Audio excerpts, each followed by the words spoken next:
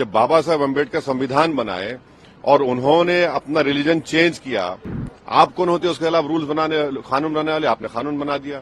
BJP जहां जहां सत्ता में है वहां पर संविधान के खिलाफ काम कर रही है। अमित शाह कह रहे हैं कि पर्सनल लॉज अगर आप उनके फेवर में है तो कांग्रेस को ये भी बताना चाहिए क्या वो शरिया के भी फेवर में है, क्योंकि शरिया में है कि अगर आप चोरी करेंगे तो आपके हाथ काट दिए जाएंगे, पर ऐसे कैसे सिलेक्टिव होता है? एक बात सुनिए, क्रिमिनल लॉज जो है वो तो क्रिमिनल लॉज हैं। जो शरीयत एप्लीकेशन एक्ट है या मुस्लिम पर्सनल लॉ है वो तो सिविल मामलात के लिए है। अब अमित शाह देश को बताएं कि जिस स्टेट से वो आते हैं, गुजरात से, वहां पर डिस्टर्ब एरियाज एक्ट है। एक हिंदू अपना घर मुसलमान को नहीं बेच सकता, मुसलमान हिंदू को नहीं बेच सकता, और बरसों से चले आ रहा है। वो संविधान का वायलेशन नहीं है। वो गुजरात में और जहां जहां बीजेपी सत्ता में है वहां पर आप कन्वर्जन के खिलाफ कानून बना दिए, जबकि संविधान में राइट टू चॉइस एक फंडामेंटल राइट है। आप कौन होते किसी को रोकने के लिए? मजहब तब्दील कोई कर रहा है तो? अगर आज बाबा साहब अम्बेडकर जिंदा होते तो उनको कहते हैं लोग कि भाई आप नहीं बदल सकते अपना रिलीजन। जब बाबा साहब अम्बेडकर संविधान बनाए और उन्होंने अपना रिलीजन चेंज किया, आप कौन होते उसके खिलाफ रूल्स बनाने, कानून बनाने वाले? आपने कानून बना दिया। आपने लव जिहाद के ऊपर कानून बना दिया।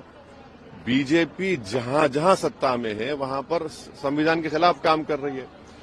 गोवा में बीजेपी की सरकार है, वहां पर कानून ये है कि अगर कोई 25 साल और 30 साल के दरमियान में कोई हिंदू महिला है, वाइफ है, और अगर वो इस उम्र के दरमियान में बेटे को जन्म नहीं देती है तो उसके हस्बैंड को दूसरी शादी करने का राइट है। उसको निकलवाइए।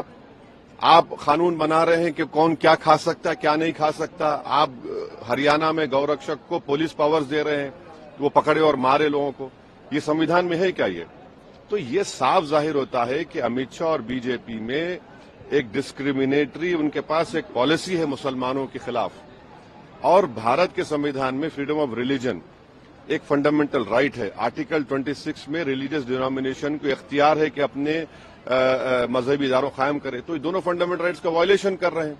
और क्या यूसीसी में सिर्फ डायरेक्टिव प्रिंसिपल का यूसीसी है? डायरेक्टिव प्रिंसिपल में यह भी लिखा गया कि भारत में तिरस्सों से सबको बांटा जाए। डायरेक्टिव प्रिंसिपल में भी कि शराब पर पाबंदी आयद कर। हमेशा शराब पर पाबंदी क्यों नहीं आयद करते पूरे देश में? चलिए करिए, क्यों नहीं करते आप? डायरेक्टिव प्रिंसिपल में बहुत सी चीजें हैं जिसका वो सेलेक्टिवली भूल जाते हैं उन चीजों को।